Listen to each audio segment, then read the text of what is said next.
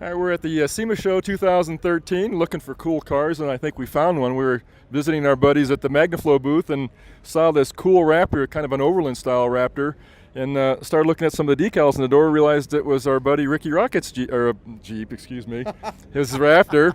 And if you remember, a few years back we did build a Jeep for Rikki and or with Rikki, and had a lot of fun doing it. And I hope you had the same amount of fun we did. And it was the best. It was the best. So tell us about this Raptor. What's the purpose of this, or what's the direction of this build for you? Well, for one thing, I just fell in love with the Raptor because you could just get on it in the desert and just go balls out. Right, you know what I right. mean?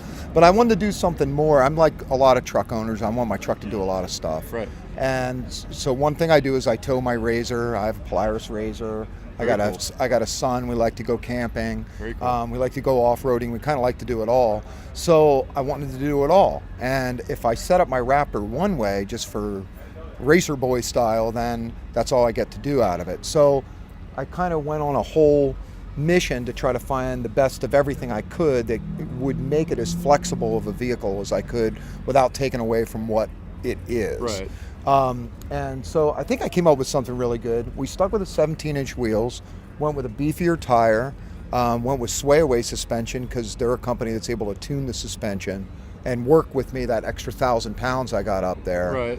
Right. Firestone hooked us up with airbags because, I mean, literally to have that travel, and they have a long travel Raptor bag now. Right. And Raptors aren't known for their towing capacity. It's for They're their not. supple ride as you're going off-road. Exactly. So, right. And so I want to be able to pop this thing off and then just, be able to have fun with it, drop those airbags and let the suspension do its thing. And you give up a little bit, Right, but, everything's a little bit of a compromise. But, and then I contacted Addictive Desert Design because in one of my off-roading experiences, I took my bumper and slammed it up this direction coming out of a rut. It bent it, and I said, I got to get aftermarket bumpers. And they're kind of the poison spider of bumpers at this time, and for Raptors. Right. And so they hooked me up with these beautiful stealth bumpers. And of course, Rigid did the lighting. Taylor over there is just like the best in the world at this. Absolutely.